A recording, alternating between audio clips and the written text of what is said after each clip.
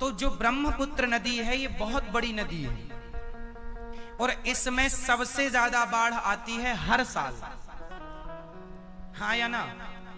तो अब सरकार को क्या करना चाहिए? सरकार को करना ये चाहिए कि बड़ी नदी से उन छोटी छोटी नदियों को जोड़ देना चाहिए जो नदियां सूख जाती हैं गर्मियों में, जिनमें पानी नहीं होता। तो बड़ी नदी को यदि छोटी 50 नदियों से जोड़ दिया गया तो जो पानी एक्स्ट्रा गलियों में घुस रहा था वो 50 नदियों के द्वारा धीरे धीरे निकल जाएगा और जहां तक पानी ना पहुंचा वहां तक पानी भी पहुंच जाएगा। देश का किसान भी खुशहाल हो जाएगा, फसल भी हो जाएगी, बाढ़ से भी बच जाएंगे।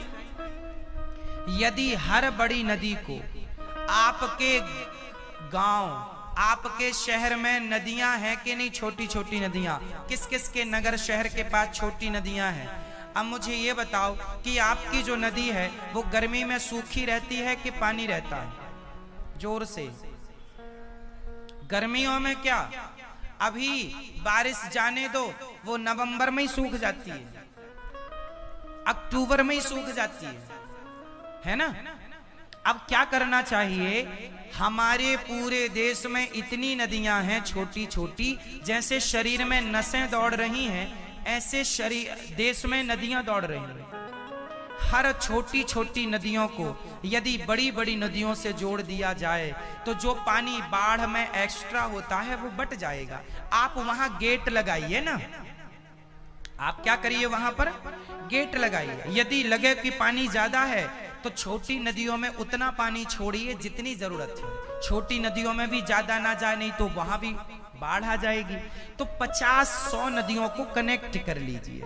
एक नदी से 100 नदियां कनेक्ट हो गई तो फिर ब्रह्मपुत्र से 100, नर्मदा से 100, गंगा से 100, यमुना से 100, कावेरी से 100, है ना, ऐसी सैकड़ों। फिर पूरे देश में पानी खूब होगा, पानी का लेवल जमीन के नीचे चला गया वो ऊपर आ जाएगा, पानी की किल्लत समाप्त हो जाएगी। अब विडंबना देखो क्या है, ब्रह्मपुत्र नदी का तो पानी इतना है कि घरों में घुस रहा है और कुछ नदियां, अभी सावन चल रहा है, अभी भी कुछ नदियां सूखी पड़ी हैं भारत में।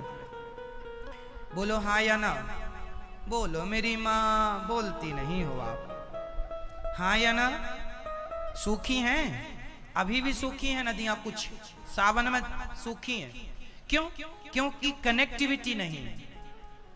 हजारों करोड़ सरकार बाढ़ प्रभावित क्षेत्रों में भेज देती है, वो हजारों करोड़ बिगाड़ने की जरूरत ही नहीं है। नदियों को जोड़ दो साहब, एक बार का रोना रहेगा, जितना खर्चा लग जाए लग जाने दो, सारी जिंदगी मौज करेगा भारत, सारी जिंदगी मौज करेगा।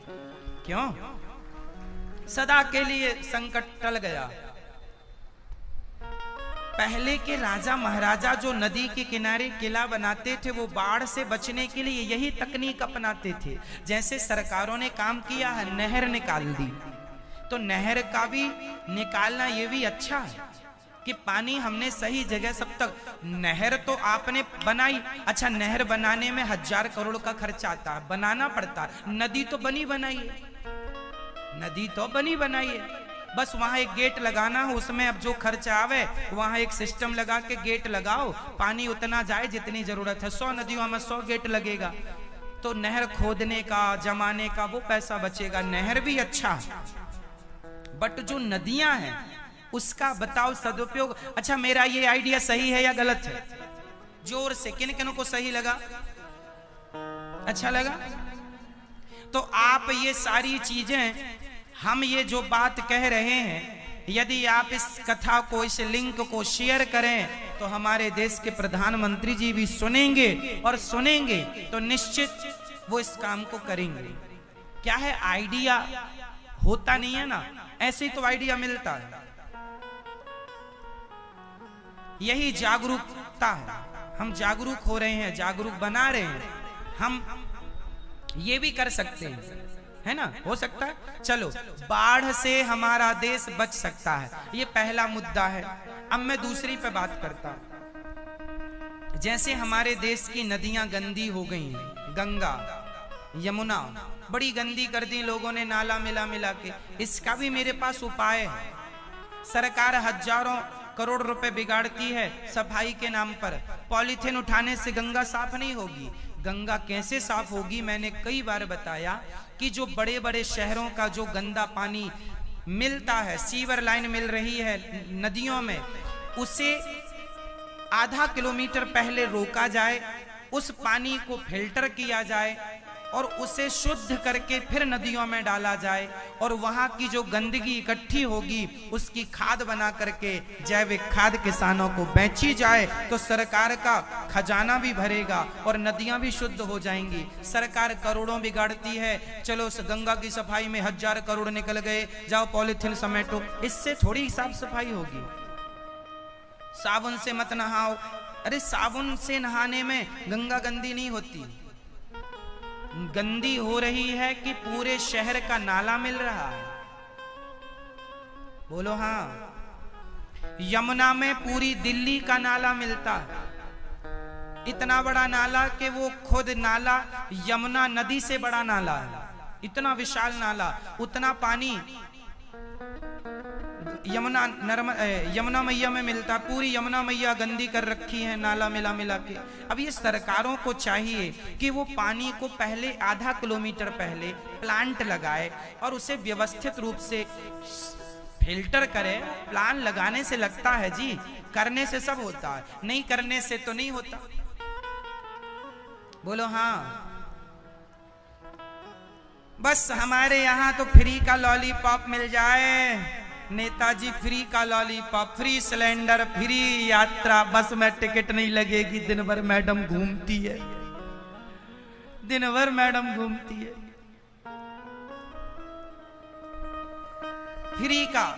फ्री में बर्बाद हो गया श्रीलंका, पड़ोसी देश है अपना। ज्यादा फ्री का ना खाया करो मैया, बर्बाद हो गया। खाने की रोटियां नहीं है, 100% में से 60% लोग भूखे मर रहे हैं। फ्री का लॉलीपॉप सरकार फ्री में बांट रही है, फ्री में बांट रही है। इससे एक दिन तबाह हो जाता है। जो देश ज्यादा फ्री में बांटता है ना, बर्बाद हो जाता है। भाई आमदनी 98 और खर्चा रुपया।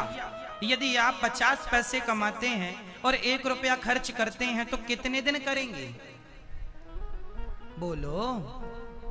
इसलिए मैं भारतीयों आपसे निवेदन करता हूं, फ्री के लॉलीपॉप में ना आया करो। आज तो फ्री का सिलेंडर मिल जाएगा, आज तो फ्री में तुम्हें बिजली मिल जाएगी, कल को ये देश बर्बाद हो जाएगा। नेता तो 5 साल का होता है, देश तो सदा के लिए है, देश तो सदा के लिए। बोलो हाँ या ना? बोलो हाँ कि ना? फ्री में खाओगे तो श्रीलंका बर्बाद हो गया। ना डीजल है, ना पेट्रोल है, ना बिजली है, कुछ नहीं बचा।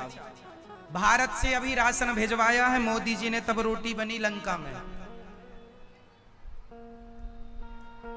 हाँ या ना? मैया क्या ख्याल है आपका? फ्री की बिजली, फ्री का लैपटॉप, फ्री का ये, फ्री का वो, फ्री का सब। फ्री का कुछ ना लिया करो। सरकारों से कह दो देश के लिए काम करो, देश की सुरक्षा, देश की अखंडता बनी रहे। मेहनत करके रोटी तो हम अपने से कमा ही लेंगे ना मेरी माँ, अपना पेट तो भर ही लेंगे। देश है तो हम हैं, देश ही नहीं तो हम जाएंगे कहां? बोलो कहां जाएंगे? कहां जाओगे? भारत में भगवान आपसे सवाल है, इसलिए अपने भारत को, ये भारत हमारी माता है, इस माँ का शोषण ना करो। लोगों से कह दो शोषित ना किया करें, फ्री का लॉलीपॉप ना खाया करें, है ना मैया? ठीक है। तो नदियों को भी शुद्ध करने का मैंने उपाय बता दिया, बाढ़ से भी बचने का उपाय। आप कहो तो मैं बेरोजगारी 1 साल में खत्म कर सकता हूं, ये भी प्लान मेरे पास बढ़िया वाला है। 1 साल में बेरोजगारी खत्म। कैसे होगी? उपाय बताऊं? पूछो आप। नहीं पूछना तो कोई बात नहीं। हाँ? चलो कथा सुनाते हैं। हम भी कहां लग गए आपको बेरोजगारी की चर्चा लेके। कथा सुना दें आपको अच्छी वाली, ठीक है? सिस्टम से सब काम हो सकता है। व्यवस्था यदि बनाए तो सब। इस धरती पर ऐसा कोई सवाल नहीं है, इस धरती पर ऐसी कोई समस्या नहीं है जिसका हल ना हो, बट वहां तक हम पहुंचते नहीं, उस बिंदु पर काम करते नहीं। करने लग जाएं तो कोई बात असंभव नहीं है मेरी मां, कुछ भी असंभव नहीं। बेरोजगारी का मैं 2 मिनट में आपको चैप्टर पूरा कर लूं, नहीं आपको नींद नहीं आएगी क्या कहने वाले थे। बेरोजगारी का ये है मेरी मां, हमारे देश में मैं एक छोटा सा एग्जांपल लेता हूं बैंक का। हमारी जो बैंक है ना, 10 बजे तो खुलती है, 10 बजे ताला खुलता है, काम नहीं चालू होता, काम 10:30 बजे। हाँ या ना? 10 बजे बैंक खुलती हैं और कितने बजे बैंक बंद हो जाती हैं बताओ? कितने बजे? 4 या कोई बैंक 5, 4 ही ले लो, 4 ही होती है, ठीक है 4। तो 10, 11, 12, 1, 2, 3, 4 कितने घंटे हो गए? 6 घंटे हो गए। 6 बोलो हाँ। 6 घंटे बैंक खुलती हैं। अब 6 घंटे में लंच भी होता है। लंच कितने घंटे का? आधा घंटा या 1 घंटा। 1 घंटा यदि लंच में लगा लो तो 5 घंटे का काम बचा। अब सोचो इतना बड़ा देश है हमारा और बैंक खुलती है 5 घंटे के लिए। 1 घंटा हमने लंच में निकाल दिया, साहब को चाय भी पीनी है, घरवाली से उसी समय बात भी तो करनी है, वो सब समय आप निकाल लेना। 5 घंटा हम मोटा मोटा लेके चलें। अब सोचो कि अब बैंक में ये है कि हम अपना चेक लगाने गए हैं या पैसा निकाल, आपका खुद का पैसा आप निकालने जा रहे हैं तो लाइन में खड़े होना पड़ता है। पैसा भी दो, जमा करो, पैसा भी दो, और 1 घंटा लग जाता है, कई बार बैंकों में आधा घंटा लग जाता है। तो बताओ जी, पैसा कीमती है कि समय कीमती है? जोर से समय। आपको 10,000 रुपए जमा करना है बैंक में, खासकर SBI में बड़ी भीड़ है तो आपको लाइन में लगेंगे, 10-15 मिनट बाद नंबर आएगा। तो आप खड़े हैं, आपका माना कि आधा घंटा भी बिगड़ गया तो आधा घंटा मतलब 30 मिनट की कोई वैल्यू है कि नहीं? बहुत वैल्यू है 30 मिनट की। कई बार तो बैंक में 1-1 घंटा लग जाता है, खाता वाता खोलने जाओ तो घंटों खराब होते हैं। तो अब बताइए कि आपका एक पैसा भी जमा करो और समय भी बिगाड़ो। इसलिए मैं सरकार से निवेदन करता हूं कि बैंकों के साथ ऐसा किया जाए कि बैंक 10 बजे के पहले हमें 9 बजे काम पड़ जाए, बैंक का चेक लगाने का, ट्रांसफर करने का तो नहीं होता। 5 बजे जरूरत पड़ जाए, 10 बजे जरूरत पड़ जाए, रात को काम नहीं होता। इसलिए आज सरकार को चाहिए कि बैंक सुबह 8 से लेकर रात्रि के 8 बजे तक चालू रखना चाहिए। अब कैसे होगा? तो शिफ्ट 2 करनी चाहिए। शिफ्ट 2 करने से रोजगार बढ़ेगा। आपको पता है संडे के दिन बैंकें बंद रहती हैं। 1 दिन की बैंक बंद होने से सरकार को हजारों करोड़ का नुकसान होता है। 1 दिन की बैंक बंद होने से, हाँ या ना? 1 दिन की संडे की बैंक बंद होने से हजारों करोड़ का नुकसान होता है। अभी 5 घंटे बैंक खुलती है तो हजारों करोड़ का प्रॉफिट सरकार को होता है। आप जमा करते हैं, ट्रांसफर करते हैं, उसका भी कुछ शेयर जाता है ना सरकार के खाते में, है ना? RTGS इत्यादि आप करते हैं, कुछ कुछ जाता रहता है, वो हजारों करोड़ होता है पूरा मिलाकर। तो 5 घंटे में यदि सरकार का हजारों करोड़ का लाभ है तो 8 बजे से 8 बजे तक बैंक चालू होगी तो हमारे भारतीयों का काम भी आसान होगा। कभी भी बैंक जाके काम कराओ, लाइनें भी कम हो जाएंगी, भीड़ भी कम हो जाएगी। और अभी एक बैंक में 5 कर्मचारी काम करते हैं तो वो 5 घंटे ही करें, बाकी का समय 2 शिफ्ट में दूसरा नया स्टाफ सरकार तैयार करे। तो एक बैंक में यदि आज 5 कर्मचारी काम करते हैं तो कल 10 करेंगे, तो एक बैंक में 5 लोगों को रोजगार बढ़ गया। तो हजारों बैंक हैं, हजारों लोगों को रोजगार मिल गया। ये केवल बैंक का उदाहरण दिया हमने, ऐसे बहुत सारे डिपार्टमेंट, बहुत सारी बातें। और संडे, मैं संडे को भी ले लूं, संडे की छुट्टी उस समय की गई थी जब भारत की आबादी केवल 50 करोड़ हुआ करती थी, 40 करोड़। आज देश की आबादी 135 करोड़ है। आज संडे की छुट्टी की जरूरत नहीं है। हम कहते हैं जो लोग बेरोजगार हैं इन्हें हफ्ता में 1 दिन का काम दिया जाए, संडे के लिए इन्हें तैयार किया जाए और संडे को भी बैंक खुली रहे, वो लोग काम करें उस दिन। जो लोग बेरोजगार हैं उन्हें हफ्ता में 1 दिन का काम मिले या हफ्ता में 2 दिन का काम दो। उन लोगों को आप 5 दिन का काम दो। क्यों जी? काम 5-5 दिन का होगा, 2 शिफ्ट में होगा तो आदमी ज्यादा काम करेगा, मन लगा के काम करेगा, है ना। 2 शिफ्ट हैं और बहुत सारा फर्क पड़ता है। एक आदमी को आप दिन भर काम में बिठाइए, ऊब जाएगा। 2 घंटे तक स्पीड से काम करता है, 3 घंटे तक स्पीड से फिर स्लो हो जाता है। उसी तरह 2 शिफ्ट में रहेगी तो काम रफ्तार से चलेगा और जितनी रफ्तार से बैंक चलेंगी उतनी रफ्तार से देश आगे बढ़ेगा। ये देश की अर्थव्यवस्था को मजबूत करना है, हाँ या ना।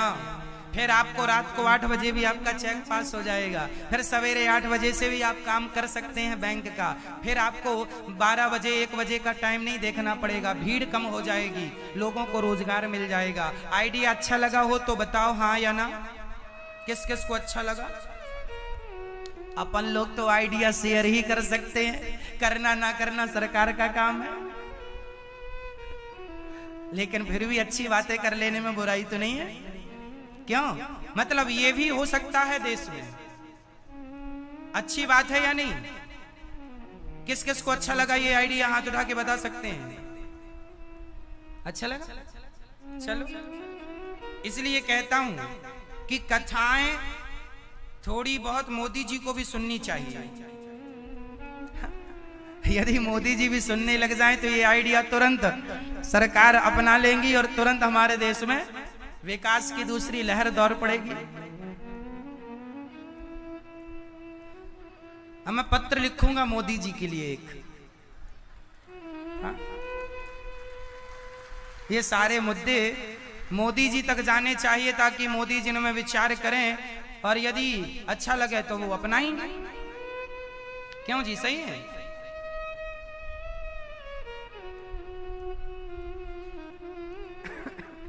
इसलिए आप लोग YouTube पर शेयर ही करते रहा करो।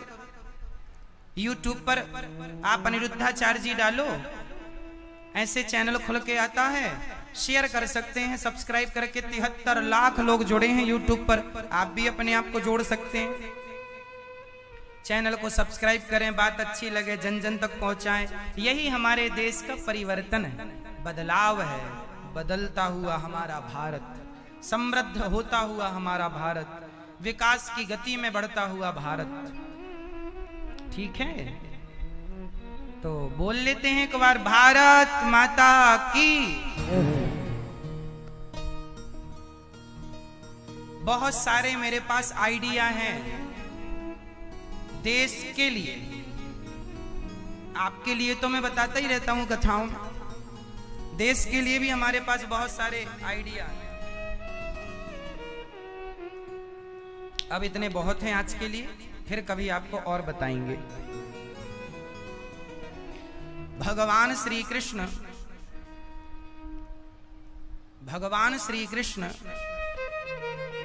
जब गोपियों को छोड़कर आए, उद्धव जी को भगवान ने भेजा गोपियों को मिलने के लिए। कहा घनश्याम ने उद्धव से, वृंदावन जरा जाना, वहाँ की गोपियों को ज्ञान का कुछ तत्व समझाना। विरह की वेदना में वे सदा बेचैन रहती हैं, तड़प कर आह भरती हैं और रो रो कर ये कहती हैं। गोपियां कहती हैं, है प्रेम जगत में सार और कुछ सार नहीं, मन कर ले प्रभु से प्यार और कुछ सार नहीं। मथुरा से जब उद्धव जी चले, वृंदावन आए, माँ यशोदा से मिले। माँ यशोदा कृष्ण कृष्ण कहकर रो रही हैं, मेरे कृष्ण कब आएंगे उद्धव तुम बताओ। मैया यशोदा को उद्धव जी ने समझाया, न माता न पिता तस्य, न भार्या न सुतादयः, नात्मीयो न परश्चापि, न देहो जन्म एव च। न माता, कोई माता नहीं है हमारी, कोई पिता नहीं, न माता न पिता तस्य, न भार्या न सुतादय। हमारी माँ केवल कृष्ण है। उद्धव जी कहने लगे, भगवान सबकी माँ है मैया, उनके कोई माँ बाप नहीं है, वो भगवान है। मैया बोली, तेरा भगवान होगा, मेरा तो बेटा है, कहाँ छोड़कर चला गया मुझे, कब आएगा उद्धव। बहुत रोई मैया, समझाया उद्धव जी महाराज ने। भगवान गोपियों के पास पहुंचे। एक सखी कृष्ण का चिंतन करती करती धड़ाम से नीचे गिर पड़ी। क्यों गिर गई सखी? अब मैं मर रही हूँ सखी। क्यों मर रही है? अब कृष्ण के बिना जिया ना जाएगा। कहा था 2 दिन में आऊंगा, अभी तक आया नहीं, अभी तक आया नहीं। जब आना नहीं था तो 2 दिन का कह के क्यों गया? अच्छा, भगवान ने ये क्यों कहा कि मैं 2 दिन बाद आऊंगा जब आना नहीं था? इसलिए कहा, ये कह देते कि मैं कभी नहीं आऊंगा तो गोपियां मर जाती। अरे उन्हें जिंदा भी तो रखना था। यदि मैं कह दूं कि मैं 2 दिन बाद आ जाऊंगा, यदि इस कहने से आप जिंदा रहें तो यह कह देना कोई पाप तो नहीं है? कह देते मैं नहीं आऊंगा, गोपियां उसी क्षण प्राण त्याग देती। इसलिए अपनी गोपियों को किसी भी बहाने जीवित तो रखना था। तो वो 2 दिन के इंतजार में वो जीवित रही कि अब आएगा, अब आएगा, अब आएगा। ने उद्धव जी से कहा, उद्धव जी ने कहा, ध्यान लगाओ उस कृष्ण का, दर्शन करो भाव से। गोपियों ने कहा, जब हमें खुली आंखों में गोविंद का दर्शन होता है तो आंख बंद करने की हमें क्या जरूरत है? और सुनो उद्धव, हमें ज्ञान ना दो, तुम्हारे ज्ञान से हमें कोई काम नहीं। प्रेम के आगे ज्ञान काम नहीं करता। ज्ञान से श्रेष्ठ प्रेम है। इसलिए भगवान ज्ञान से नहीं प्रेम से मिलते हैं। राम ही केवल प्रेम प्यारा, मिल ही न रघुपति बिनु अनुरागा। भगवान ज्ञान से नहीं प्रेम से मिलेंगे। जब भी मिलेंगे प्रेम से। शबरी माता को ज्ञान से भगवान नहीं मिले, शबरी को प्रेम से भगवान मिले। विभीषण को ज्ञान से भगवान नहीं मिले, प्रेम से मिले। हनुमान जी को ज्ञान से भगवान तो मिले ही नहीं, प्रेम के बल पर मिले। जिन्हें मिले हैं प्रेम के बल पर मिले हैं, ज्ञान के बल पर नहीं। इसलिए ज्ञान से प्रेम करोड़ों गुना श्रेष्ठ है। इसलिए मीरा की तरह प्रेम चाहिए, द्रौपदी की तरह प्रेम चाहिए, शबरी की तरह प्रेम चाहिए, शक्को की तरह प्रेम चाहिए, जनाबाई की तरह प्रेम चाहिए, और हमारी कर्माबाई की तरह प्रेम चाहिए, केवल प्रेम। इसलिए गोपियां गाती हैं, हम प्रेम नगर की बंजारन,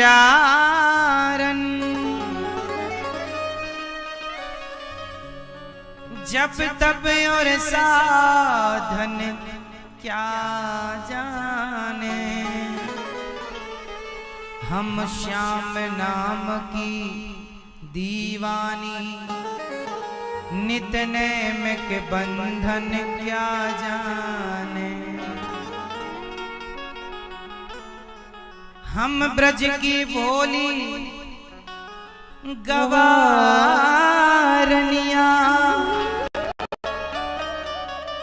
ब्रह्म ज्ञान की उलझन क्या जाने।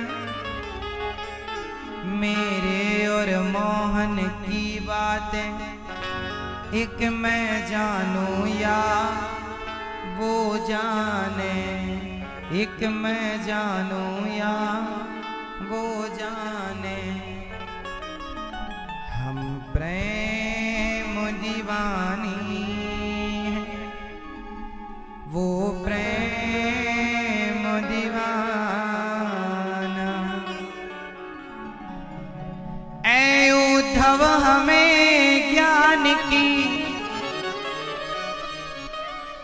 पोथी न सुनाना।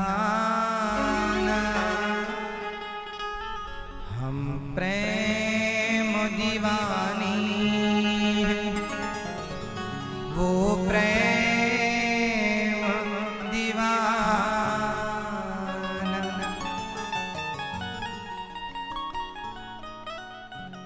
पोथी पढ़ पढ़ जग हुआ पंडित भया न को। ढाई अक्षर प्रेम का पढ़े सो पंडित हो।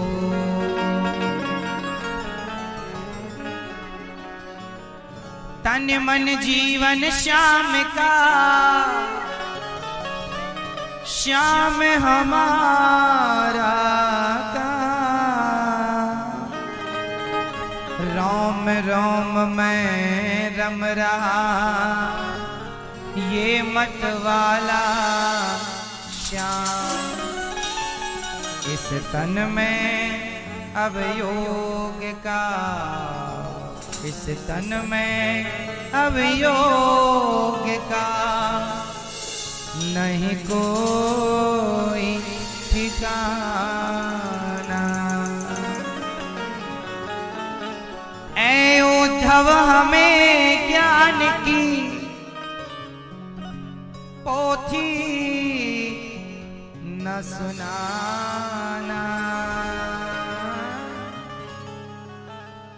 हम प्रेम दीवानी हैं, वो प्रेम दीवाना।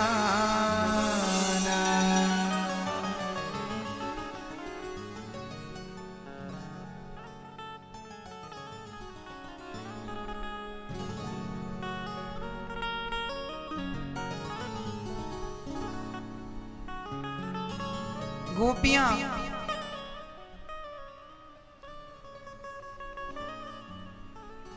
गोपियां रो रही हैं।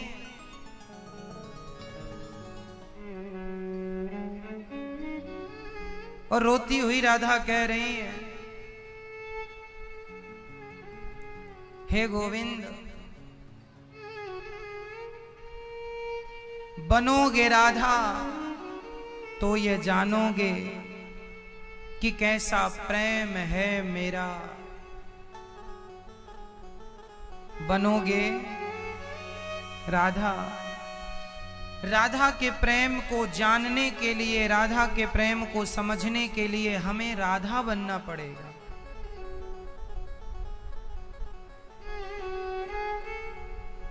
जो मैं ऐसा जानती प्रीत करे दुख हो, नगर डिंडोरा पीटती या तन सो निकले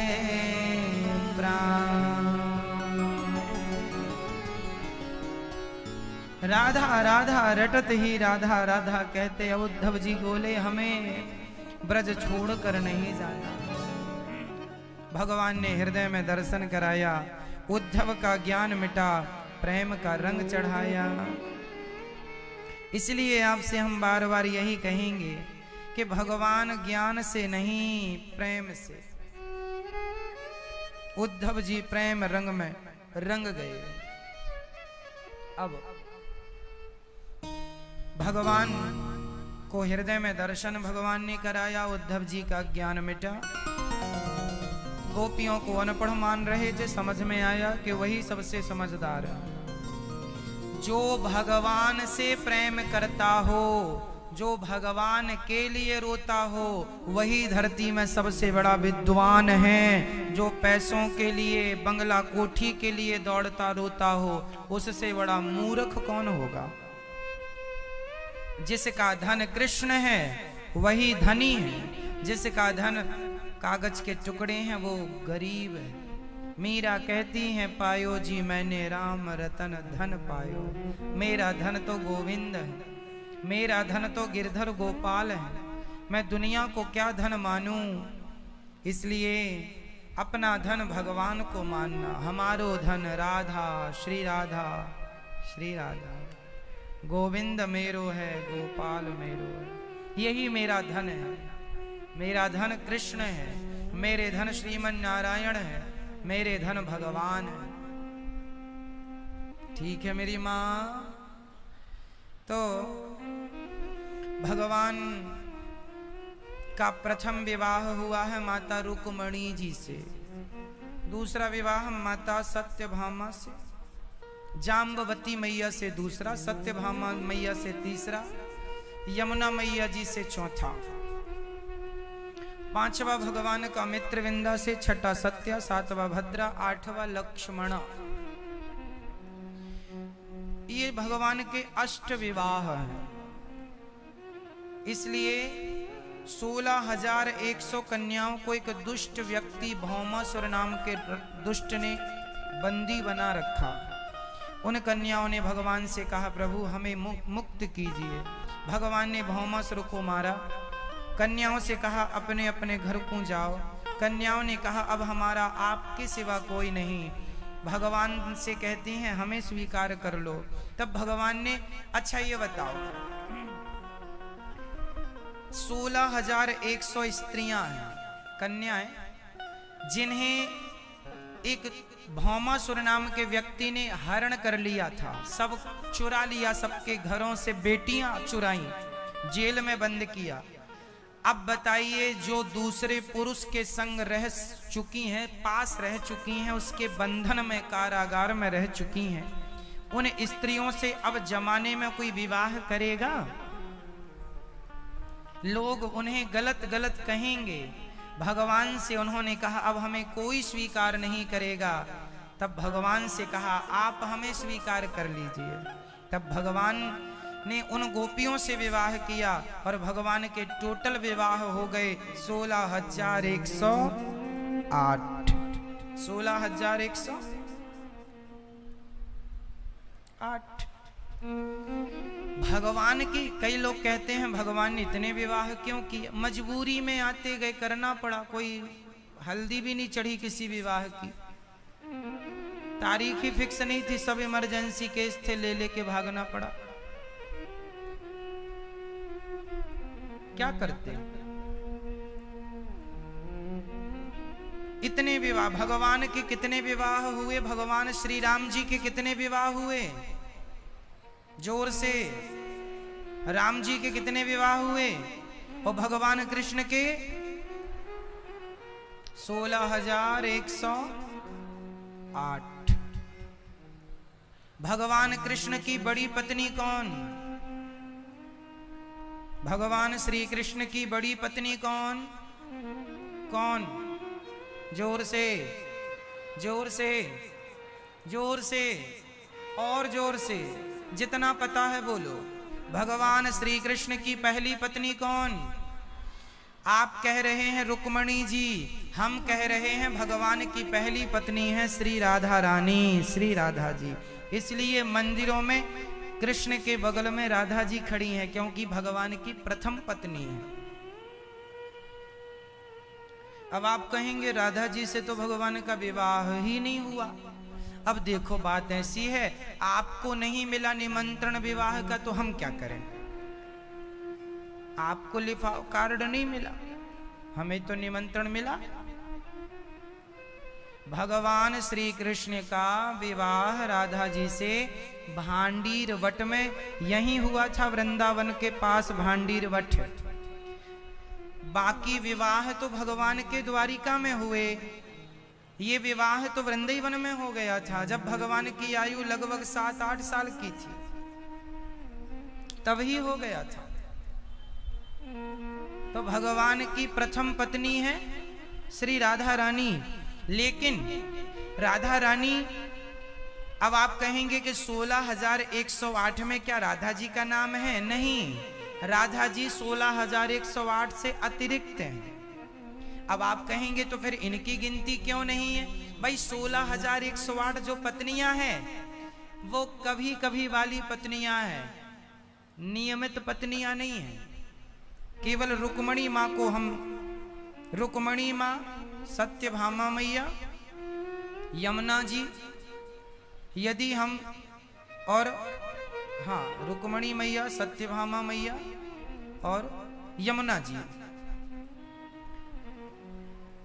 यदि हम इनको देखें तो भगवान की ये पत्नियां अखंड हैं। भगवान की कितनी पत्नियां हैं बताओ? भगवान की कितनी पत्नियां हैं? सुनो, भगवान, आपने कभी तिरुपति बालाजी गए हैं? नहीं गए तो सुनो, तिरुपति बालाजी, वहां का नाम है त्रिपति, मूल नाम है त्रिपति बालाजी। त्रिपति, तीन के पति, त्रिपति, त्रिपति, त्रि मतलब तीन, त्रिपति बालाजी, त्रि मतलब तीन। भगवान की तीन पत्नियां कौन कौन सी? श्रीदेवी, भूदेवी और लीला देवी, तीन पत्नियां हैं भगवान की।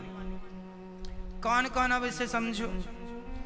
भगवान की एक पत्नी है लक्ष्मी जी सदा, एक पत्नी है महालक्ष्मी, एक पत्नी है, एक पत्नी है, एक लक्ष्मी और एक महालक्ष्मी, और एक पत्नी है भूदेवी, ये पृथ्वी माता भगवान की पत्नी है। ये पृथ्वी माता भगवान की पत्नी है। तो वहां त्रिपति है, वो तीन के पति, तिरुपति, त्रिपति। तो जो रुक्मणी जी हैं वो हैं लक्ष्मी जी। बोलो मेरे संग, रुक्मणी मैया कौन? रुक्मणी माँ कौन? और राधा जी कौन? महालक्ष्मी। राधा जी कौन है? महालक्ष्मी। सीता मैया कौन? सीता मैया कौन? लक्ष्मी। सीता मैया लक्ष्मी, रुक्मणी माता लक्ष्मी और राधा जी महालक्ष्मी। भगवान की एक पत्नी है जो लक्ष्मी जी भगवान के संग आती हैं संसार में, पर महालक्ष्मी जो हैं वो बैकुंठ छोड़कर कभी कहीं नहीं जाती, वो केवल वृंदावन किशोरी जी बन के, राधा रानी बन के आई हैं। इसलिए इस अवतार में दोनों अवतार हुए, लक्ष्मी और महालक्ष्मी। तो भगवान की जो राधा रानी है वो तो ऑलरेडी पहले ही से पत्नी है। अब आप गए राधा जी से विवाह नहीं हुआ, अब रोज रोज विवाह करे तुम्हारे लिए? महालक्ष्मी हैं वो, ऑलरेडी पत्नी है उनकी। इसलिए मंदिर में राधा जी खड़ी हैं, क्योंकि प्रेम की प्रतिमूर्ति हमारी राधा रानी है। प्रेम की प्रतिमूर्ति कौन? प्रेम की मूर्ति किशोरी जी, राधा रानी। इसलिए राधा कृष्ण इसलिए प्रेम हो तो राधा जैसा। आजकल के लड़का लड़की भी प्रेम करते हैं ना, तो राधा और कृष्ण जैसा ही करने की कोशिश करते हैं। उन लोगों को लगता है हम भी कृष्ण बन जाएंगे। हा? घर में खुद की घरवाली है, पड़ोसन से कहता है तुम हमारी राधा हो, अगले जन्म में गूंगा बनोगे, गूंगा, जो तुम उल्टी बातें कर रहे हो। कोई राधा ऐसी थी?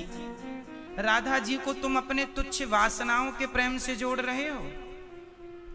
आजकल के जो लड़का लड़की प्यार करते हैं ना मैया, एक्चुअली ये प्यार नहीं होता।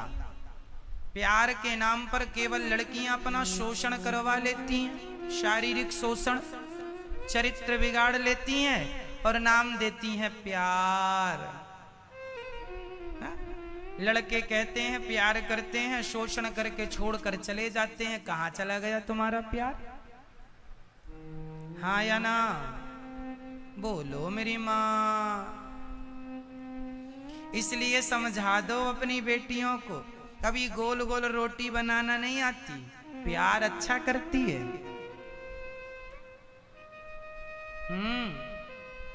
काम नहीं कर पाती घर का, माँ के काम में हाथ नहीं बटा पाती, लेकिन प्यार एक नंबर का करती है। अभी 15 साल की है छोरी और किसी छोरे से प्यार हो गया। 10वीं पढ़ती है, अभी 11वीं पढ़ती है, 12वीं पढ़ती है, प्यार हो गया। जरा आप बताओ हमें प्यार की परिभाषा क्या होती है? क्या होता है प्यार? जरा प्यार को परिभाषित कर लो, आप हमें बता दो प्यार की परिभाषा जरा क्या होती है। प्रेम किसे कहते हैं? आज के बच्चों से पूछो कि प्रेम किसे कहते हैं, वो कहेंगे हम इस लड़की से करते हैं, हम इस लड़के से करते हैं। अजी कोई प्यार व्यार नहीं करता मेरी बहनों। जितनी मेरी बहनें सुन रही हैं सुनो, कोई लड़का आपसे प्यार नहीं करता, आपके सुंदर शरीर से प्यार करता है। शरीर की हवस पूरी करके, भूख मिटाकर, तुम्हें जैसे चिंगम को चबा के लोग थूक देते हैं, ऐसे तुम्हें भी चबा करके लोग थूक देंगे। कोई मूल्य नहीं रह जाएगा तुम्हारा। चरित्र ना बिगाड़ो प्यार के नाम पर, नहीं ना घर की रहोगी ना घाट की रहोगी। तुम्हारा ये प्यार का भूत जल्दी उतर जाएगा। यदि हमारी बात मान लोगी तो बच जाओगी, वरना अब पछताए होत क्या जब चिड़िया चुग गई खेत। पढ़ने गई हो तो पढ़ो, मन लगा कर पढ़ो, पढ़ाई में ध्यान दो। शादी के बाद खूब अपने पति से प्यार करना, प्यार करना, शादी कर लो। माँ बाप महाराज जी हम अपना निर्णय खुद लेंगे, हमारी पसंद का लड़का लाएंगे हम, ठीक है, बुरा नहीं है, पर माँ बाप की भी थोड़ी सी राजी मर्जी ले लो। हो सकता है वो लड़का गलत रास्ते पर चल रहा हो, तुम्हें अंधकार में रखे हो। तुम्हारे माँ बाप तुम्हारे लिए गलत तो नहीं सोचेंगे ना बेटा, इसलिए माँ बाप से पूछ कर, माँ बाप तुम्हारे लिए अच्छा ही लड़का ढूंढेंगे। आप कहती हो हम अपना निर्णय ले सकते हैं, तो आप किसी भी लड़के को चुन लेती हो। अन्य समाज के लड़कों को देखो जी, ब्राह्मणों का विवाह ब्राह्मणों में होना चाहिए, क्षत्रियों का क्षत्रियों में, वैश्यों का वैश्यों में, शूद्रों का शूद्रों में। यदि आप ब्राह्मण हैं और विवाह कर लेंगे शूद्र कन्या से, तो जो तुम्हारी संतान होगी वो वर्ण संकरी हो जाएगी। ब्राह्मण पिता है, क्षत्रिय माँ है, तो संतान में दोष हो जाएगा। अरे सिंपल भाषा समझो ना, सफेद गुलाब की कलम लाल गुलाब की कलम से जोड़ दो तो उसका जो पुष्प होगा वो तीसरे ही कलर का होगा। हाँ या ना? बोलो हाँ या ना? तो ब्राह्मण और ब्राह्मण पिता है और ब्राह्मण माता है, तो शुद्ध ब्राह्मण पैदा होगा, शुद्ध पंडित पैदा होगा, वो कल्याण करेगा समाज का। क्षत्रिय पिता है, क्षत्रिय माँ है, तो तुम्हारी संतान देश के काम आएगी, उज्जवल होगी, मस्त होगी। वैश्य पिता है, वैश्य माता है, उच्च संतान। शूद्र पिता है, शूद्र माता है, उच्च संतान होगी। और यदि मिलावट हो गई तो मिलावट का असर संतान में जाएगा। ना वो ना वो ब्राह्मण रहेगा ना क्षत्रिय। अभी सुनो, मैंने किसी देश के बारे में सुना, पूरी जानकारी मुझे नहीं है, आप समझना, जरा सी मुझे खबर लगी थी तो मैं कह देता हूं। सुनो मैया, आजकल की बेटियों आपको सुना रहे हैं हम, सुनो। किसी देश में एक भाई ने अपनी बहन से शादी कर ली, किसी देश की एक घटना है। किसी देश में एक भाई ने अपनी बहन से शादी कर ली, चलो कर ली, करने के बाद उनका जो बच्चा हुआ तो उस बच्चे में वो इंसानों जैसा नहीं था, उसके नाखून बड़े बड़े थे, हड्डी बनी नहीं थी, बिल्कुल मांस का एक लोथरा था बस। बड़े बड़े वैज्ञानिकों ने रिसर्च किया तो उन देश के लोगों ने भारतीय संस्कृति को धन्यवाद दिया कि आज वहां देश में ये कानून बना दिया कि समगोत्र में कोई शादी नहीं करेगा। वो आज कानून बना रहे हैं, हमारे 1000 साल से यह कानून है, समगोत्र में शादी नहीं करते। समगोत्र में शादी कर लेने से संतान में दोष उत्पन्न होता है, हाँ या ना? बोलो हाँ कि ना? आजकल के लड़का लड़की बोलते हैं कुछ नहीं फर्क पड़ता, कुछ नहीं पड़ता, तुम्हारे मन में अब भूत सवार है तो हम क्या करें, फर्क तो पड़ता है। तुम्हें नहीं मानना तो आंख बंद कर लो, पर सत्यता से आप आंख बंद कर लेंगे तो सत्य तो झूठ नहीं हो जाएगा। हमारे भारत में बताओ, समगोत्र में शादी करते हैं क्या? बोलो। यदि आपका गोत्र कश्यप है और सामने वाले का भी कश्यप है तो शादी नहीं करते, कहते हैं भाई बहन है। हमारा गोत्र शांडिल्य है और लड़की का गोत्र भी शांडिल्य है, शादी नहीं होगी। शांडिल गोत्र, गर्ग गोत्र इत्यादि सारे गोत्रों में समगोत्र में भाई बहन मानते हैं हमारे देश में। हाँ, या आप क्या कितनों के यहाँ ये बात मानते हैं या जानते हैं? आप क्या नहीं जानते? मैया आप नहीं जानती हो कुछ, मेरी माँ सब जानते हैं ना। तो अपनी बेटियों को जरा ये बात समझा दो, बेटा अब हिंदू लड़की मुसलमान लड़के से शादी कर ले तो तुम्हारी जो संतान होगी ना वो हिंदू ना मुसलमान, बीच में क्या कहोगे अब उसे? ना वो तुम्हारे लिए फायदेमंद है ना देश के लिए। जब मुगल आए तो वो कोई स्त्रियां थोड़ी लेकर आए थे। हमारे भारत की बहन बेटियों को पकड़ पकड़ के उन्होंने उनके साथ जबरदस्ती की और उनकी संतान पैदा हुई तो आज उन्हीं की संतान ना वो हिंदू ही बने रह गए ना मुसलमान ही ठीक से बन पाए, बीच में है। क्यों जी? सही है? बस यही है कि कहीं तुम्हारे बच्चों का भविष्य खतरे में ना हो जाए, इसलिए ब्राह्मणों का विवाह किसमें?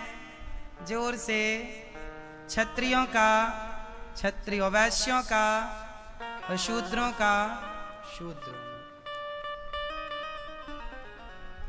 इसलिए लड़का लड़कियां जो प्यार व्यार करते हैं, जरा कहो कि प्यार करने के पहले आधार कार्ड चेक कर लो। लव जिहाद बड़ा चल रहा है, लड़कियों से प्यार करते हैं, बाद में पता चला ये तो मुसलमान है, ले जाके बेच देता 2, 5, 10 लाख में विदेशों में बर्तन धुलाते, तुम्हारे शरीर का शोषण होता है। ये चल रहा है देश में, जरा समझाओ आपकी बेटियों को, इन्हें बड़ा प्यार का भूत सवार हो जाता है।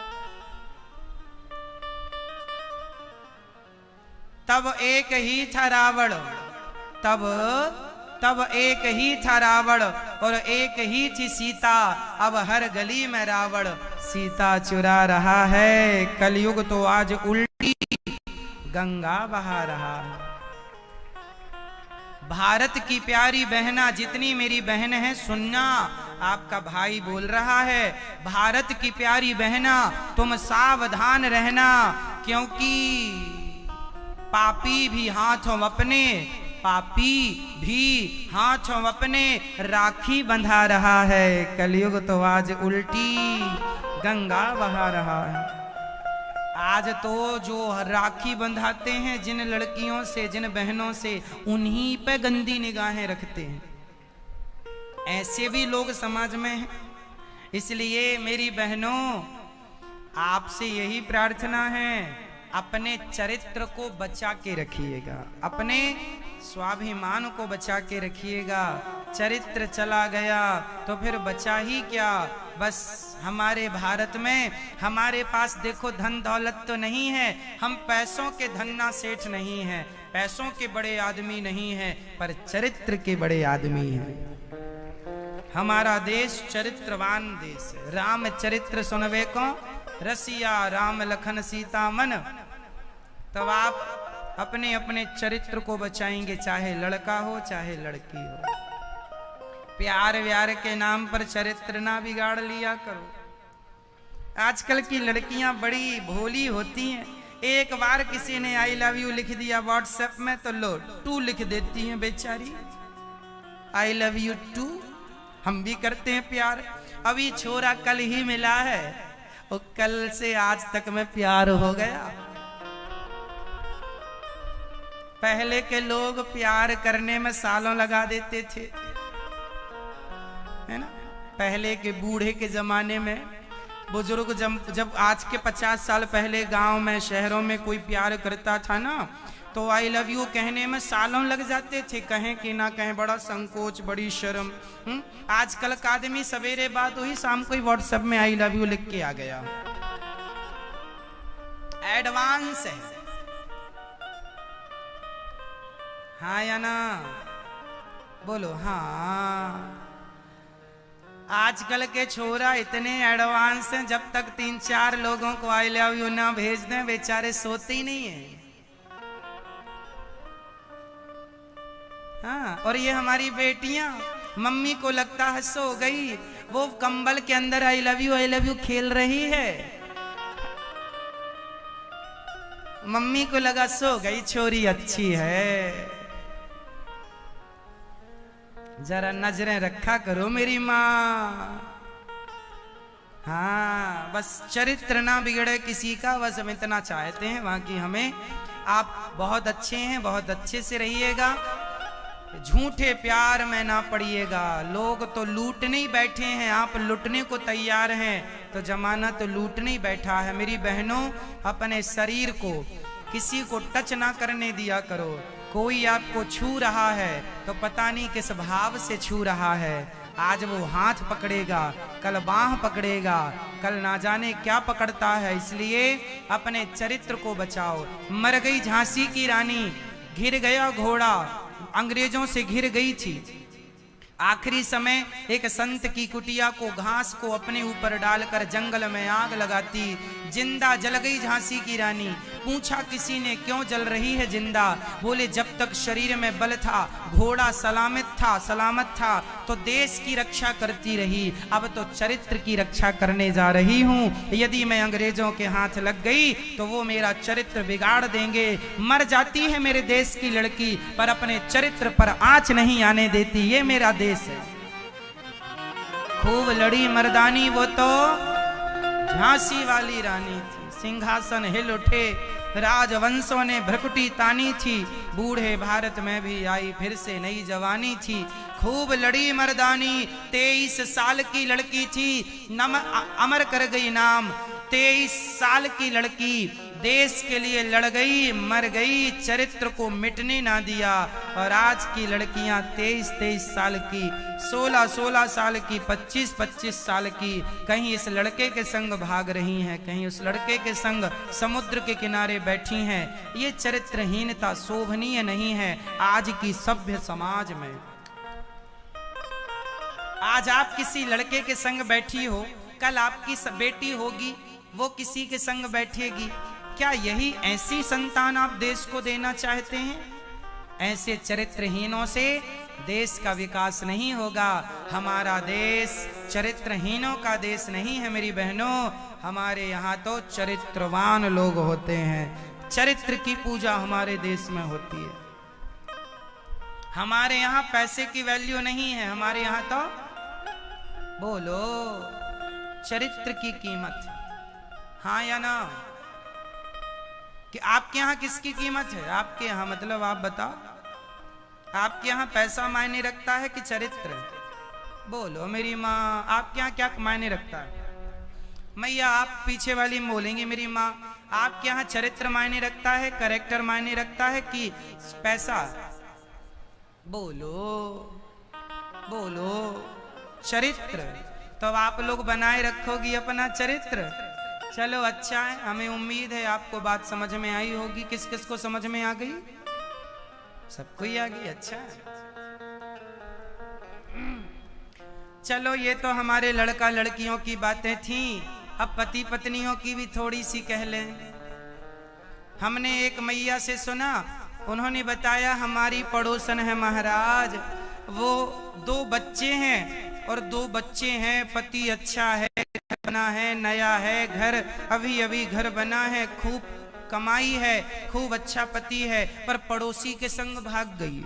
2 बच्चे हैं, पति है, सब बढ़िया था, क्या सूझी? पड़ोसन के संग, पड़ोसी के संग भाग गई। और वो पड़ोसी भी जो भागा उसके भी 2 बच्चे, पत्नी। अब इसलिए आप सभी के लिए मैं हाथ जोड़ के कहूंगा, हर स्त्री, हर पुरुष, हर बेटी, हर बेटा चरित्रवान होना चाहिए।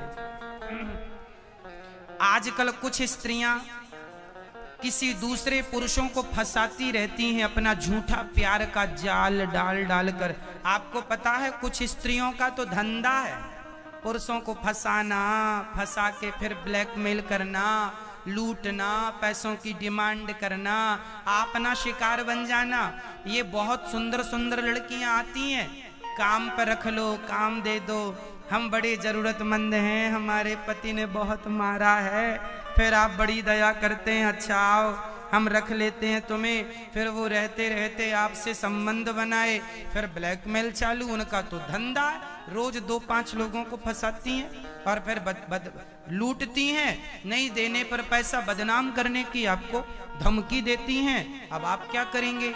इसलिए ऐसी महिलाओं से जो आपको झूठी फंसाएं, आपको टुकुर टुकुर देखती रहें, ताकती रहें, ऐसी महिलाओं में खोट होता है। ऐसी महिलाओं से बच के रहना चाहिए, है ना? जो पुरुष आपको घूर रहा हो, ऐसे पुरुषों से बच के रहना चाहिए। कुल मिला के चरित्रवान आप रहेंगे तो आपका बाल विवाह का कोई नहीं कर सकता। कोई कितने भी जाल फेंके, आप समझदार हैं तो नहीं फंसेंगे, पर यदि आप कमजोर हैं तो किसी के भी जाल में फंस जाएंगे। लोग आपका शोषण करेंगे। और बाकी क्राइम पेट्रोल में तो आप सब देखते ही हैं क्या क्या चल रहा है संसार में, हाँ? इसलिए एक गांव में एक वैश्या आ गई, सारे गांव के बच्चों को बिगाड़ने लग गई। गांव वाले बड़े चिंतित भये, संत जी के पास गए, महाराज हमारी गांव की युवा पीढ़ी को बचा लो। संत जी बोले चलो। संत जी आए गांव में, उस वैश्या के घर के आगे कुटिया बनाए और संत जी घास की कुटिया में सीताराम सीताराम रटने लगे। सारे जो वैश्या के ग्राहक थे वो साधु की कुटिया में आने लगे, सब पॉजिटिव होने लगे, सब अच्छे भाव वाले होने लगे। वैश्या को लगा मेरा तो धंधा चौपट कर देगा बाबा। अच्छा, बाबा जी भी वैश्या की कुटिया के सामने ही रहते थे। 4 बजे से सीताराम सीताराम जोर जोर से, वैश्या के ग्राहक कम, बाबा की कुटिया में भीड़ लगने लगी। बाबा संत अच्छे हैं। एक दिन वैश्या ने कुछ यारों से कहा जरा बाबा की कुटिया जला दो, जल जाएगी, भाग जाएगा। कुटिया में आग लगी, धू धू करके आग जलने लगी। संत की कुटिया जब जलने लगी तो ईश्वर का न्याय देखो, हवा चला दी भगवान ने। हवा से चिनगारी कुटिया से निकल निकल कर वैश्या के घर में जाने लगी और वैश्या का घर भी लकड़ी का ही था, जलने लगा। जब वैश्या का घर जलने लगा तो वैश्या दौड़ी दौड़ी आई, महात्मा जी आपने मेरा घर जला दिया। महात्मा जी बोले ना, तेरे यार ने मेरा घर जलाया तो मेरे यार ने तेरा घर जला दिया, हिसाब बराबर हो गया। बस यही है मेरी माँ, आप किसी के घर को बिगाड़ती हो। कुछ महिलाएं ना दूसरे महिला का घर बिगाड़ देती हैं उसके पति को फंसा करके अपने चक्कर में। तो यदि आप किसी का घर बिगाड़ोगी तो फिर आपका घर 7 जन्म तक नहीं बसेगा। ये ईश्वर का न्याय है। इसलिए दूसरों के रास्तों में कांटा बोने वालों संभल कर बोइएगा, क्योंकि आपके लिए भी कांटे तैयार हैं। जैसी करनी वैसी भरनी। ईश्वर के घर थोड़ा देर है मेरी माँ, अंधेर बिल्कुल नहीं है। ईश्वर के घर देर है, अंधेर नहीं है। इसलिए किसी का घर नहीं बिगाड़ेंगे। सदा अपनी जिंदगी अपनी पत्नी और अपने पति के संग खुशहाली से जिंदगी गुजारेंगे, खुश रहेंगे, यहाँ वहाँ ताक झांक नहीं करेंगे। बोलिए भक्त वत्सल भगवान की। भगवान के 16,108 विवाह हुए। अनिरुद्ध का विवाह चित्रलेखा के द्वारा बाणासुर की बेटी उषा से संपन्न हुआ। फिर इसके बाद पौंड्रक काशीराज द्विविद का भगवान ने उद्धार किया। जरासंध को भीम भैया ने खूब मारा, उद्धार हुआ जरासंध जी का। शिशुपाल ने भगवान को कितनी गालियां दी आप बताओ मैया, केवल आप, पीले कपड़े वाली मैया बताओ। शिशुपाल नाम के आदमी ने भगवान को कितनी गालियां दी थी? बोलो मेरी माँ, आप जानती हो शिशुपाल को? बोलो हाँ ना, कुछ तो बोलो मेरी माँ। ये भैया बताएंगे, सफेद शर्ट वाले बताओ। शिशुपाल ने भगवान को कितनी गालियां दी थी? कोई नहीं बताएगा, किसी की मदद कोई ना करे, अपने से करने दो। कितनी? मैया आप बताओ, मैया आप बताओ, कितनी गालियां दी शिशुपाल ने भगवान को? कितनी कितनी आप बताओ भैया, कितनी? 100। जब 100 गालियां हो गई, भगवान ने कहा अब मत बोलना, और 101वीं गाली दी तो भगवान ने कहा मैं तेरी 100 गालियां माफ करूंगा। भगवान कहते हैं मैं भगवान होकर 100 गालियां सहन कर सकता हूं, सह सकता हूं, तो आप इंसान होके 2, 4, 10 गालियां क्यों नहीं सह सकते? सहनशीलता बढ़ाओ मेरी माँ, रिश्तों में सहनशीलता चाहिए। भगवान ने जरासंध का, शिशुपाल का, शाल्व का उद्धार, दंतवक्र का उद्धार किया। भगवान के सबसे अच्छे दोस्त का नाम बताओ। भगवान कृष्ण के सबसे बेस्ट फ्रेंड का नाम मैया बताओ। क्या नाम है? क्या? सुदामा। सुदामा नाम का अर्थ बताओ। सुदामा का अर्थ क्या हुआ? सुदामा का अर्थ क्या हुआ? सुदामा नाम की व्याख्या करो। सुदामा का अर्थ बताओ। सुदामा, सु मतलब सुंदर, दाम जिसके पास सुंदर, दाम मतलब पैसा, जिसके पास कृष्ण जैसा धन हो वही सुदामा है। जिसके पास कृष्ण जैसा धन हो वो क्या है? सुंदर दाम, सुंदर धन। तो सुंदर धन कृष्ण ही है, नाम ही है श्याम सुंदर, सुंदर धन।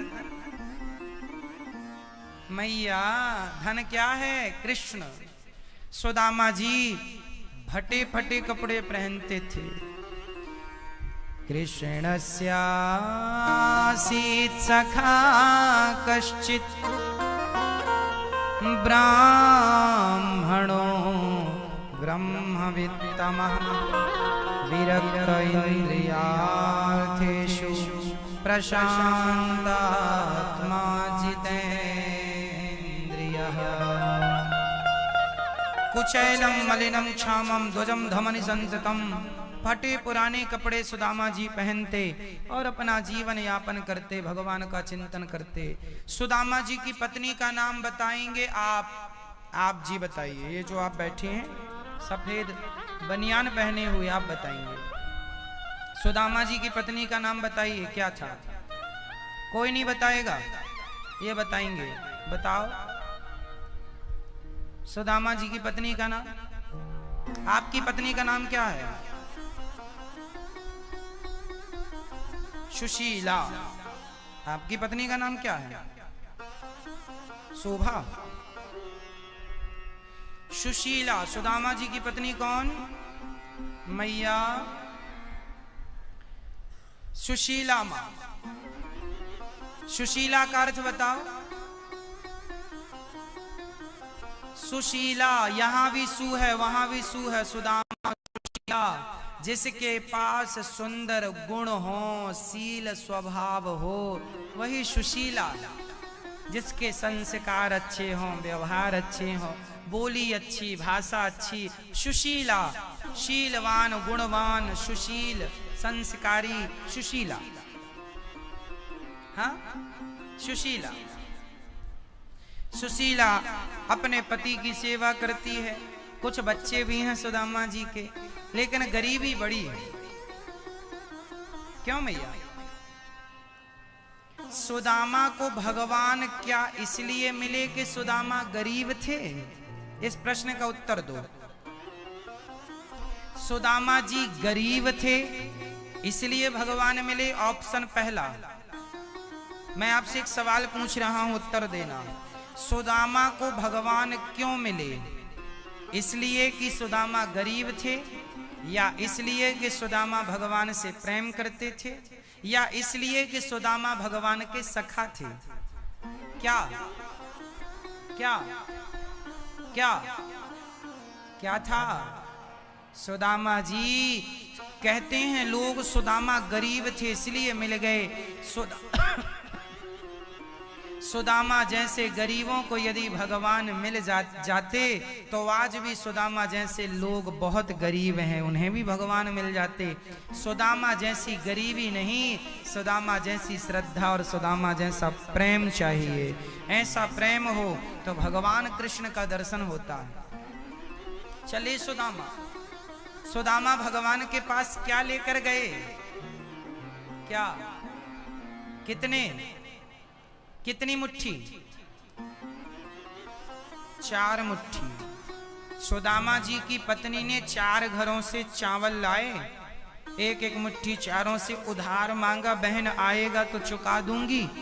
4 मुट्ठी चावल एक कपड़े में बांधे, सुदामा जी से कहा अपने मित्र से मिल आओ, बहुत दिन हो गए। बहुत समय बीत गया, सुदामा जी चले। सुदामा जी रहने वाले थे पोरबंदर के, गुजरात, और द्वारिकाधीश, द्वारिका के राजा। पोरबंदर से द्वारिका फिर भी बहुत दूर है। चले सुदामा, रास्ते का कोई अता पता नहीं था। चलना हमारा काम है, मंजिल तक पहुंचाना खुद द्वारिकाधीश का काम है। आप चलें तो सही, मंजिल तो तक तो वो पहुंचाएंगे। चलना आपका, किसी अच्छे काम के लिए चल पड़ना आपका काम है। चलो, मेहनत करो, मन लगाओ, उस यात्रा का परिणाम ईश्वर देंगे, मिलेंगे भगवान। चलो तो सही। आप वृंदावन आने का सोचे तो आ गए, दर्शन भी बिहारी जी का। अब सोचो ही ना। एक मैया से हमने कहा मैया वृंदावन आना, महाराज जी भगवान बुलाएंगे तो आएंगे। हमने कहा हम बुला ही तो रहे हैं भगवान जी की तरफ से। नहीं महाराज, भगवान तो चाहते ही नहीं कि हम आए। हमने कहा आपने कितनी बार चाहा? हमने नहीं चाहा। अरे लो, आप ना चाहो तो आपको भी थोड़ा चाह तो रखना ही पड़ेगा ना। तुम 2 कदम चलो, मैं 10 कदम चलूंगा। तुम 2 कदम चलो तो सही। अब तुम 2 भी ना बढ़ाओ। सुदामा कुछ कदम ना बढ़ाए होते तो पहुंच गए थे अच्छे से द्वारिका। चलना तो पड़ेगा। सुदामा जी चले, थक गए, पेड़ की छांव में बैठ गए। कैसे पहुंचे? तब भगवान श्याम सुंदर खुद आ गए, गाड़ी वाले बनकर। भैया द्वारिका जा रहा हूं, चलोगे? हाँ भैया। सुदामा जी बैठ गए। चलना आपका काम है, किसी ना किसी रूप में भगवान ही हमारी मदद करते हुए अपने तक पहुंचा लेते हैं। आप चलें तो सही, आप चलें तो सही। सुदामा जी द्वारिका पहुंचे। द्वारिका में एक घटना घट गई। सारे लोग हंसने लगे सुदामा जी को देखकर। बड़ा फटे कपड़े पहना। द्वारिका में सब टिप टॉप रहते हैं। बड़ी संपन्न थी ना द्वारिका, सोने की थी द्वारिका, बड़ी संपन्न। सारे घर वाले लोग बढ़िया सुंदर सुंदर घरों में खून सुंदर खाते पीते थे, सब बढ़िया था। अब भगवान के सुदामा जी फटे कपड़े। सुदामा ने किसी से कहा भैया क्या ये नगरी द्वारिका है? हाँ हाँ, किससे मिलना है? सुदामा बोले द्वारिकाधीश कृष्ण से। वो कौन है? तुम्हारे मित्र। मित्र कहा, लोग बड़ी हंसी उड़ाए। तुम्हारे मित्र द्वारिकाधीश, बड़ा अच्छा भीख मांगने का नया तरीका ढूंढा है। लोग ना कहने वाले तुरंत कहते हैं, लोग खाए बिना रह सकते हैं, बोले बिना नहीं रह सकते। सुदामा को भी खूब सुननी पड़ी, ताने सुनने पड़े। सुदामा जी चले, कोई फर्क नहीं, चलो चले। द्वार पर पहुंचे, हाथ जोड़ कर का भैया क्या कृष्ण से मिला दोगे? सुदामा जी का संदेशा लेकर द्वारपाल चला, है ना। और द्वारपाल ने भगवान से कहा, शीश पगाना जगा तन में, अहि जाने को आही बसे गे ग्रामा। धोती बड़ी सी लटी दोपटी, और पाए पसन के नहीं सामा। द्वार खड़ो तुझे दुर्बल एक, रहो चक सो वसुधा विरामा। पूछत दीन दयाल को धाम, बतावत आपनो नाम सुदामा। पूछत दीन दयाल को धाम, बतावत आपनो नाम सुदामा। सुदामा जी का जब संदेशा द्वारपाल ने कहा, कन्हैया आपसे मिलने कोई सुदामा नाम के ब्राह्मण आए हैं। अच्छा ब्राह्मण सुदामा? हाँ सुदामा। दौड़ पड़े द्वारिकाधीश, बड़े बड़े राजाओं के संग मीटिंग कर रहे थे, सभा में बैठे थे। रुक्मणी माँ पंखा झलका रही थी, पर भगवान दौड़ पड़े, मित्र सुदामा आया है। सुदामा, मित्र सुदामा, सुदामा। दौड़ रहे हैं गोविंद सुदामा सुदामा कहते हुए। यहाँ सुदामा सोचे बड़ी देर हो गई, आए नहीं, लगता है भूल गए, हम क्या करें, चलो चलते हैं। बस जाने लगे दौड़ वापिस। तब आवाज आई सुदामा। सुदामा ने पलट कर देखा तो द्वारिकाधीश दौड़ते हुए अपने मित्र के पास आकर हृदय से लगाते हैं, गले से लगाते हैं। सुदामा के हाथ से लाठी गिर गई, भगवान का दुपट्टा जमीन पर गिर गया और भगवान ने सुदामा को हृदय से लगाया। सुदामा ने कहा, मित्र बड़ी देर लगा दी आपने आने में। तब रोते हुए कन्हैया ने कहा, मित्र देर मैंने नहीं, देर तो आपने लगा दी द्वारिका आने में। कोई इतनी देर लगाता है? सुदामा बोले, अच्छा कन्हैया तुम्हारा दर्शन करने आया था, हो गया, आज्ञा दो अब जाऊं। सुदामा, ऐसे कैसे जाऊं, मैं आपको कुछ देना चाहता हूं। सुदामा ने कहा, आपने सब दे दिया गोविंद। भगवान ने कहा, मैंने क्या दिया? आपने सारी दुनिया के सामने मुझे अपने गले से लगाकर जो मेरा सम्मान बढ़ाया है ना गोविंद। जो लोग मुझे भिखारी भिखमंगा समझ रहे थे, आज उन्होंने देख लिया कि मेरा धन मेरा कृष्ण है, मेरा धन मेरा कृष्ण है। रोने लगे सुदामा। भगवान ने हाथ पकड़ा, अंदर ले गए, आसन पर बिठाया। देखे सुदामा की दीन दशा, करुणा करके करुणा निधि रोए। पानी भरत को हाथ छुओ नहीं, नैनन के जल से पग धोए। पानी भरत को हाथ छुओ नहीं, नैनन के जल से पग धोए। नेत्रों के जल से भगवान ने चरणों का प्रक्षालन कर दिया, चरण धुल दिए। भगवान कृष्ण भी ब्राह्मणों के चरण धुलते हैं।